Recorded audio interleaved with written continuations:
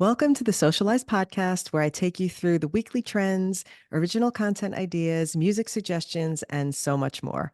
All of this is served up in our email newsletter, complete with links to everything that I mention. And I will include a few links in the show notes here, but for the full experience, make sure you are subscribed to the newsletter. And the link to subscribe is in the show notes. Today is January 9th, 2024. And before we dive in, I want to talk about something that I mentioned last week in the original content ideas, because I decided that each week I'm going to take one of those original content ideas and try it myself and see how it works. I'll do a little experimenting. I often do more than one of them, but I want to commit to every week at least trying one of them. So I took the one that I mentioned that we called Ask for Advice, and I decided to try it. So I had an issue with my washing machine. I posted, I think I mentioned I was going to do that. I posted it, and I want to tell you what happened because this is a great example of engaging other people in your content. So, number one, I got a ton of advice in the comments. Number two, I had two creators stitch that video. One of them I actually called out to and asked him to stitch it, but the other person, I had never even met her before. And not only did she stitch it in TikTok, she also stitched it in Instagram. So that video, she invited me to be a collaborator. And because of her big following, it definitely went a little viral. So now I have a video on my feed that she invited me to, which she created, that is kind of a collaboration. I would never have met this person. And now I have a great new friend on social media from this experience. Listen, these are the kind of things I'm telling you. You can't plan it. You just sometimes want to think of an idea and then you just run with it because this is the kind of thing where you'll never know when you're going to go viral. So because of that, I wanted to move on to, even before I get into the trends, I want to actually talk about what I put out in my Friday newsletter. So this week, what we actually covered, Julie and I, was how to get excited about creating again when the social media apps are getting annoying. So we're seeing a lot of ads, we're seeing a lot of promos. We've got a lot of people with the TikTok shop on TikTok. We've got a lot of people trying to sell things on Instagram. And I know it's our livelihood and we're a lot of people need to use social media for their livelihood. So completely understandable, but it's really getting to a point where for the people that are just there for fun, it's not so much fun. And so, how do you renew your excitement? And what we did was we covered a few ideas about how to get yourself rejuvenated. And of course, we got some great responses in email. I should have opened them to read them. Maybe I'll see if I can open them quickly here. But it was so nice to hear from people who actually replied to that email. And they said, oh, they were so excited about they were having that problem of not being interested or not being excited anymore. And so here's one of them. She actually wrote, Barb, who's one of my loyal followers and also a email subscriber. She said, I love this. It's the best advice I've read about social media. This just arrived when I needed it, like a shot in the arm, a reminder of why I started posting. And I'm still posting 4 years later for the same reason, my own mental health, and hopefully to help others as well. I just love that response. I love that sentiment. Another listener named Sandy said, thank you so much for this email. I really needed it. I've been wanting to get back on TikTok, but I didn't know where to start. And this definitely got my juices flowing. So, very excited to have really helped people. And that's just a couple of people who responded. And I'm sure there were a lot of people who read through this newsletter issue and really maybe got excited about what the future holds and how to change things up a little. So let me give you a few of the pieces of advice that I offered in that issue, and then maybe you can take that and run with it before we get on to the trends. So in short form, I'm going to give you a quick overview. The first one was to take a break if you need one, and sometimes that alone, getting away from social media for a week, gets you excited again. So that's one way to approach it. Another way is if you're not into taking a break, maybe just post more randomly for a period of time. Decide to take a week where you're not going to get into the strategy and stay on point. You're just going to do something more for fun for yourself. So you free yourself up to not feel that pressure of posting because you have to. It's more like, what do I want to post today? So that's a good way to do it for like a week. That's a little bit of break from the norm. Another one is to go back and look at your old posts. And I sometimes do this because I'll be searching for a tutorial when someone asks for something, and I'll scroll back and I'll say, oh, let me see if I can find that for that person. And I end up going down memory lane in my feed. And I have so much fun because I remember what I was feeling like when I was making those old videos.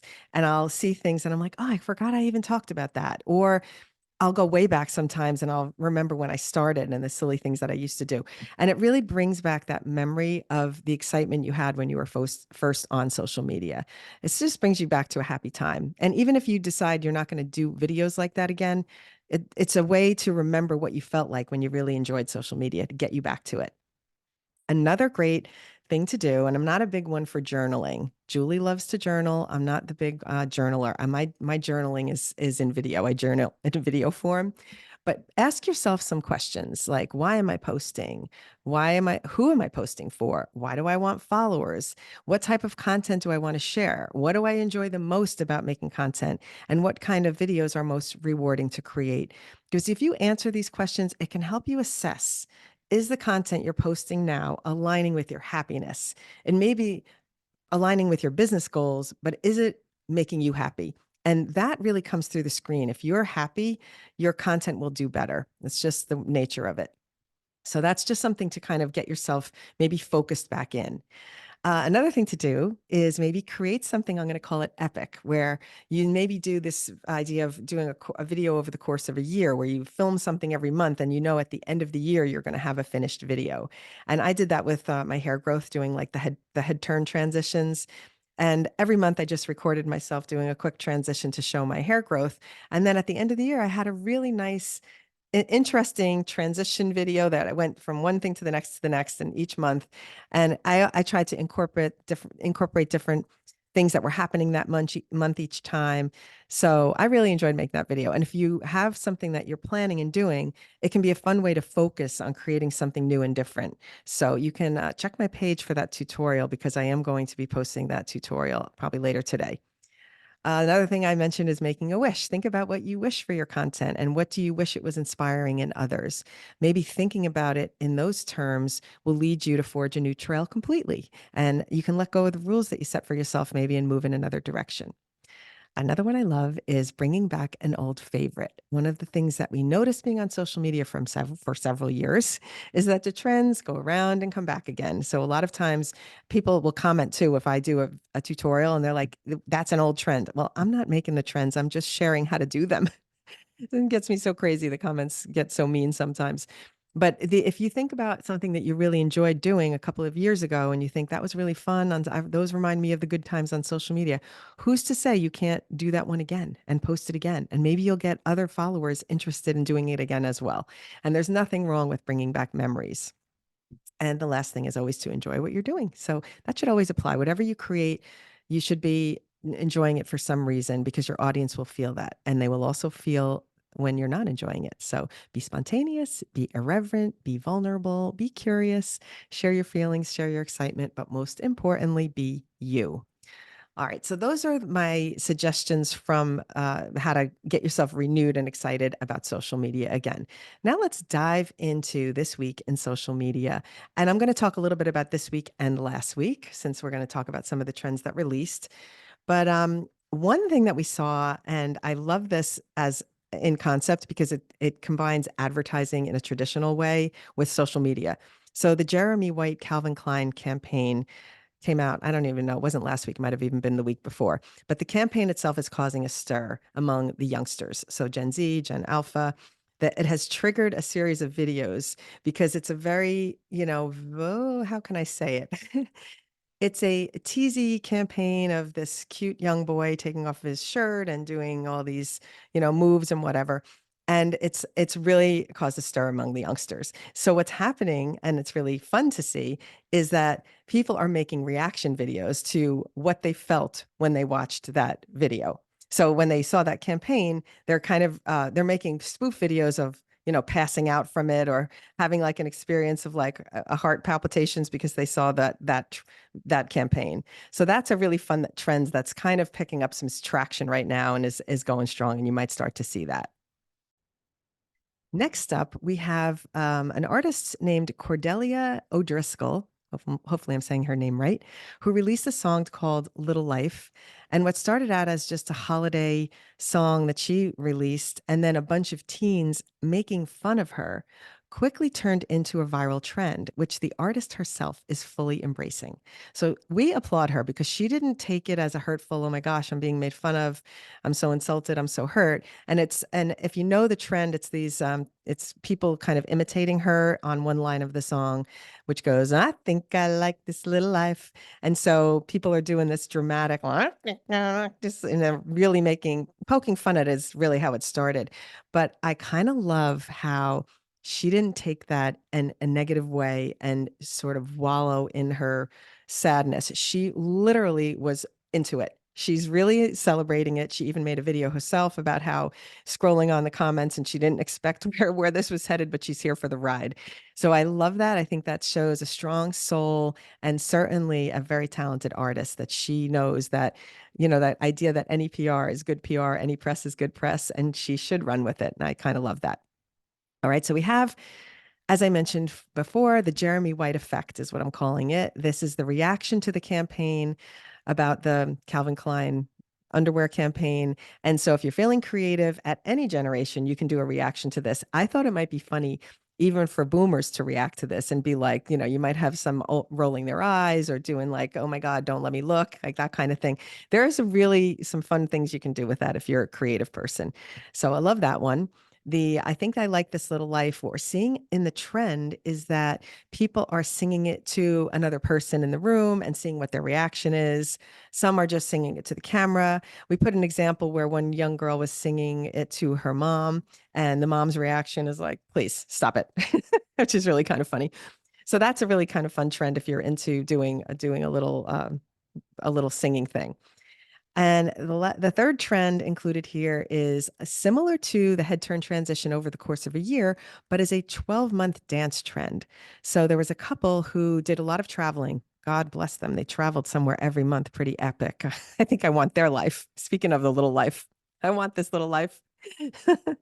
But they started in, I think I want to say the Leaning Tower of Pisa, and it went through, and they were hiking and beaching and whatever. And each month they did a sequence of a dance. But the cool thing about it is how they planned it. So they must have practiced this whole dance, so they knew what they were going to do, and they would do each part of it in the next country. So it was a continuous dance. It wasn't like the hand slap thing where you do the same slap the hand in front of each thing, and that was a trend for a while where you just like two people would do like a kind of a hand slap and move from country to country. This is them doing a dance, and it requires some planning because you have to know when we're in Italy, we're going to do this up to this part, and then we're going to do the spin and the turn, and then we're going to do the kick and the thing. So it's like a continuous dance, really, really fun. It was theirs was to Cotton Eye Joe, so you can check that out, and it's a lot of fun. Okay. So that's a good one if you like planning and moving through to have something at the end of the year, making a little kind of quote documentary of your year in traveling or year in work or whatever it is you want to do. Now, before we move into original content ideas, I want to do a little shout out for my podcast microphone because this thing, I love it. It's by Shure, it's SHURE brand. If you're not watching, I'm turning it so you can see it if you're watching.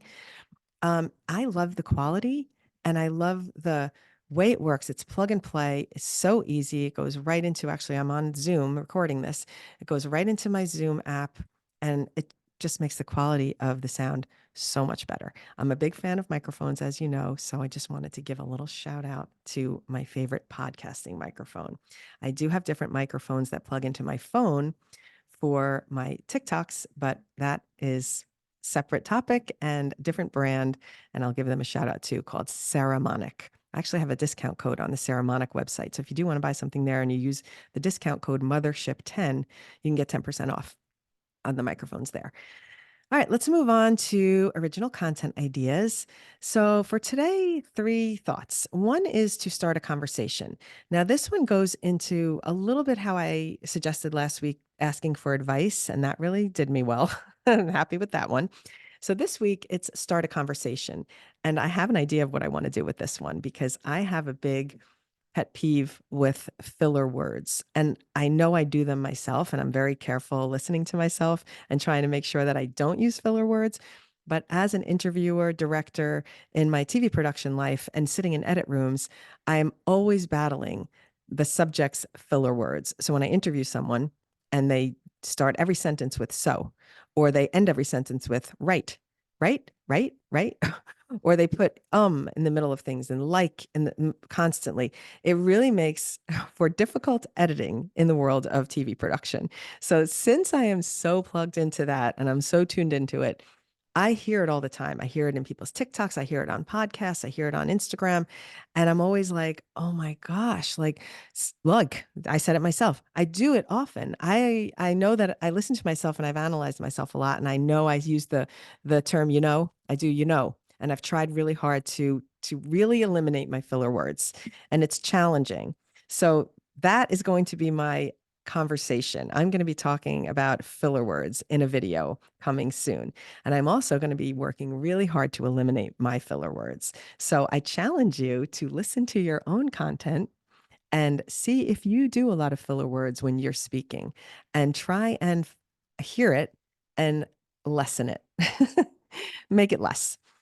But the idea for the original content idea is really to start a conversation about something. So mine is going to be about filler words. You may want to start a conversation about something in that work that bugs you, or corporate life that's aggravating, or something that you enjoy about traveling that you feel that more people should appreciate. So think about something that you want to start a conversation about and have people responding in the comments. It definitely helps to spur on a conversation to help get more views on your videos.